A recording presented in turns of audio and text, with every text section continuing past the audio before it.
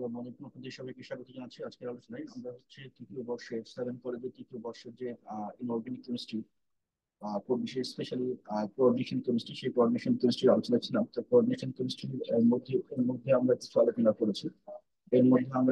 করেছি। আর এরপরে আজকে যে বিষয়টা আমরা আলোচনা করবো সেটি হচ্ছে খুবই গুরুত্বপূর্ণ, যে এই ইনঅর্গানিক কেমিস্ট্রিটা বোঝার জন্য। হ্যাঁ, তো আজকে আলোচনাটা বেসিক্যালি হচ্ছে ছয় চার সন্নিবেশ সংখ্যা বিশিষ্ট এবং ছয় সন্নিবেশ সংখ্যা বিশিষ্ট যে কমপ্লেক্স কম্পাউন্ড বা কোঅর্ডিনেটেড কম্পাউন্ড, সেই কম্পাউন্ডের হচ্ছে স্টিরিও রসায়ন।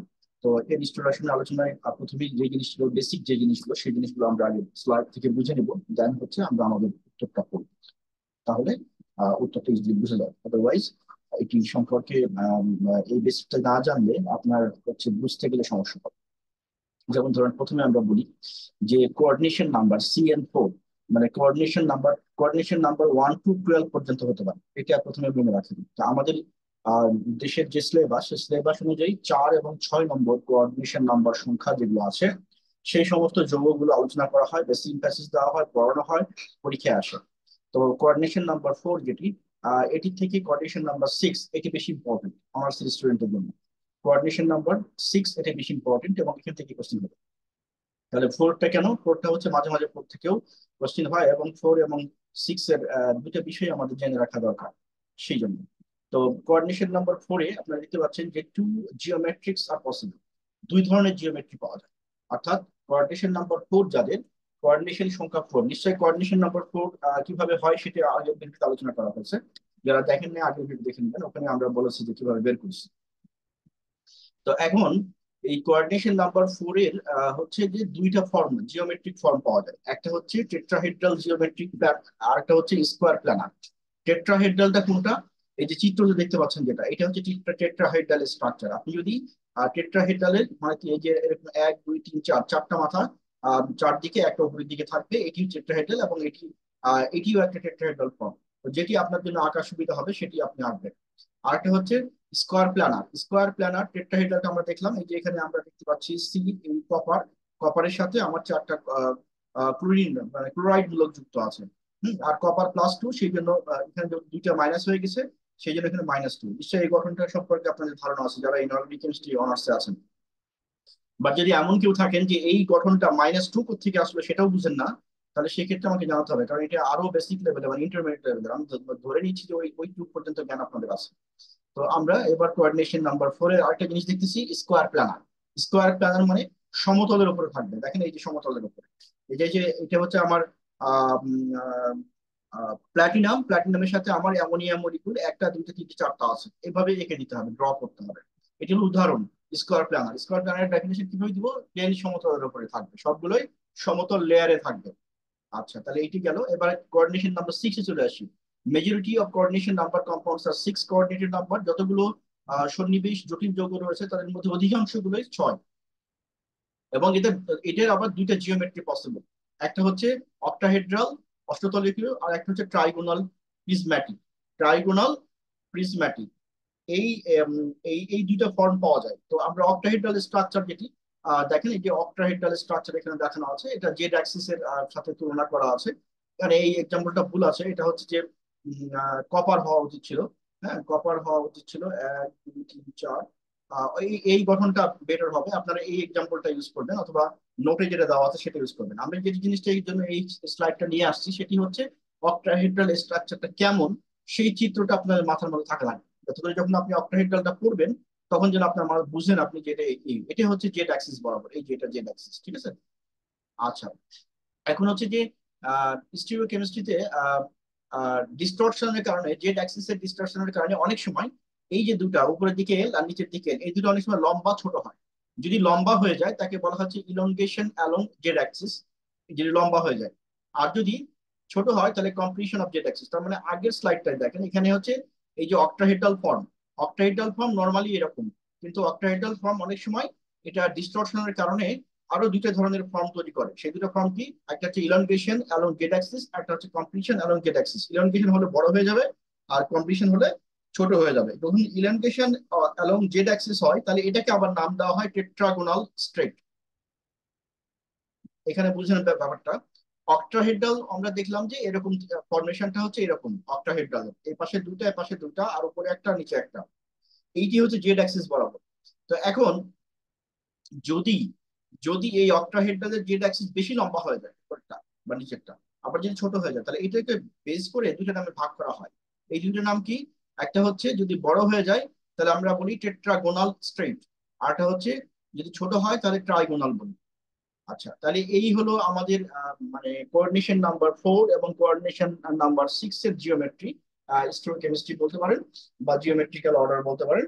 আর হচ্ছে যে স্টোর রসায়নের আমরা এই চার কোঅর্ডিনেশন নাম্বার 4-এ যদি স্টোর রসায়ন আলোচনা করতে যাই বা আমরা যদি বোঝাতে যাই, তাহলে এই যে এগুলোকে আমরা আহ, যে এক্সাম্পল গুলো দিয়ে দিয়ে দেখাতে পারি সেগুলো আমি কয়েকটা আপনাদের দেখাচ্ছি, এগুলো প্র্যাকটিস করলেই আপনাদের ঠিক হয়ে যাবে।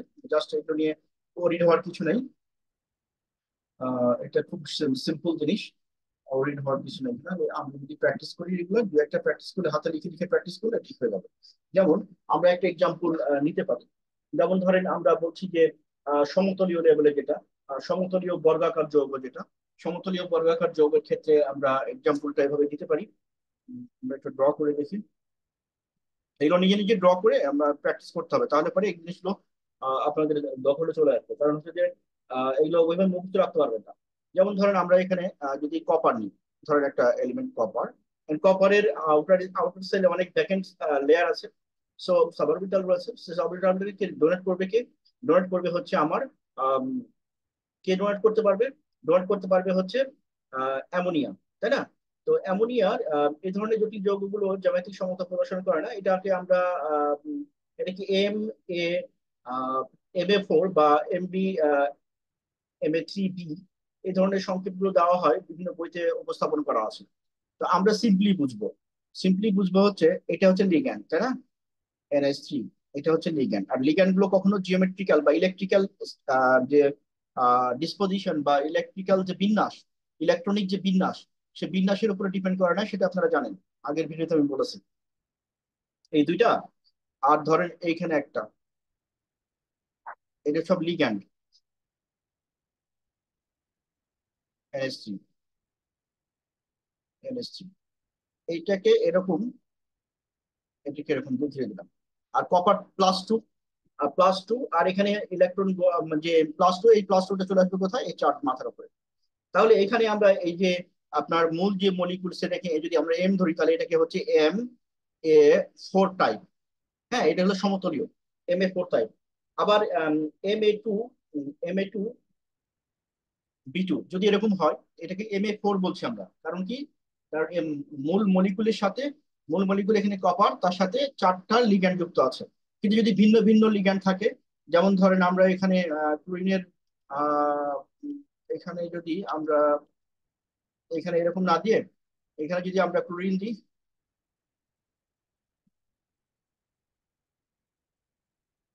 আহ, এখানে ক্লোরিন দিলাম আর এখানে দিলাম ক্লোরিন, তাহলে যৌগটা একটু চেঞ্জ করতে হবে।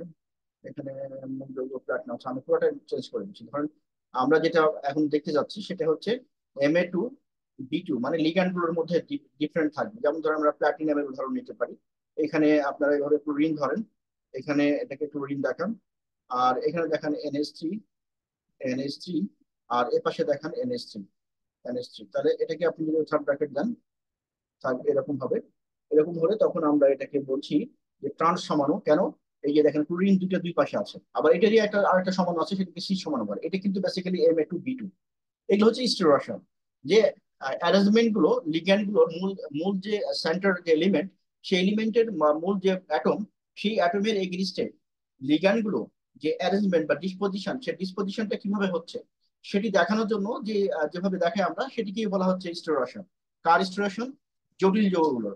তার মানে যদি জটিল যৌগগুলোর স্টেরোশন আপনাকে ডিফাইন করতে বলে, তাহলে ডিফাইন ডেফিনিশন হচ্ছে যে জটিল যৌগগুলো সাধারণত লিগ্যান্ড এবং হচ্ছে প্রাইমারি এবং সেকেন্ডারি লিগ্যান্ড দিয়ে গঠিত হয়। এই প্রাইমারি লিগ্যান্ড এবং সেকেন্ডারি লিগ্যান্ড, এগুলোর মূল এলিমেন্টের সাথে, মৌলের সাথে যে ত্রিমাত্রিক বিন্যাস, সেটি হচ্ছে জটিল যৌগের স্টোরেশন। অর্থাৎ যেটাই আলোচনা করা হয় সেটি হচ্ছে জটিল যৌগ। এখন এরকম অনেক যৌগ আছে, বিভিন্ন টাইপের আছে। যেমন ধরেন MABCD, মানে চারটায় চার রকম এরকম হতে পারে। আবার হতে পারে যে দুইটা একরকম আর দুইটা ভিন্ন রকম এরকম হতে পারে। তো এইগুলোকে যদি এখানে দেখেন যে দুইটা দুই রকম আর এই দুইটা দুই রকম, সেজন্য এখানে MA2 B2। আবার এর আরেকটা গঠন আছে, যেমন ধরেন এরকম M A2 B C, মানে দুইটা একরকম, আরেকটা একরকম, আরেকটা একরকম। আবার এরকম হইতে পারে M A B C D, মানে চারটায় চার রকম। হ্যাঁ, চারটায় চারটায় চার রকম, এরকমও কিন্তু আহ, হইতে পারে। এরকমও হইতে পারে, যেমন ধরেন আমরা আমরা একটা এক্সাম্পল নিয়ে দেখতে পারি চারটা চার রকমের। এগুলো হচ্ছে স্টেরোশন, আপনার হচ্ছে যে চার সংখ্যা বিশিষ্ট। ছয়টা হলে ছয়টার ক্ষেত্রে আবার এভাবে হবে একই রকম। তো চারটার ক্ষেত্রে আমরা দেখতে পারি, যেমন ধরেন প্লাটিনামই নিই, প্লাটিনাম নিলে আমাদের সুবিধা হবে, এবং এটা আপনাদের নোটগুলো তো আপনারা পাবেন, মিলে যাবে, বুঝতে সুবিধা হবে, পড়ার সময় বুঝতে সুবিধা হবে এটা। আর এখানে ধরেন NH3, চারটা চার রকম নিবো আমরা, তাই না? কিন্তু সবগুলো লিগ্যান্ড। লিগ্যান্ড মানে তো বুঝেন লিগ্যান্ড মানে কি এটা। আর এটা হচ্ছে ফিনাইল, এটা। তো এই এইখান থেকে আমরা চারটা যদি চার রকম নিই, তাহলে আমরা দেখতে পাচ্ছি এখান থেকে যদি আপনি এবার ডট গুলো কানেক্ট করেন,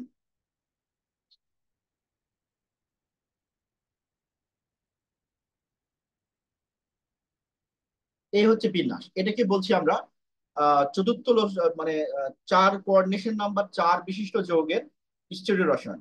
আগে আমরা যেটা আলোচনা করলাম সেটা কি, জিওমেট্রিক ডিসপোজিশন, বিন্যাস, জ্যামিতিক সমানতা বা জ্যামিতিক সমানতা কয় রকম ভাবে হতে পারে সেটি। আর এটি হচ্ছে যে স্টিরিও সন্নিবেশ সংখ্যা চার বিশিষ্ট যৌগের কোঅর্ডিনেশন নাম্বার CN4, এইটার কত রকম স্টিরিও রসায়ন হতে পারে, অর্থাৎ কত রকম ভাবে বিন্যাস হইতে পারে। দুটো কিন্তু দুই জিনিস মনে রাখতে হবে।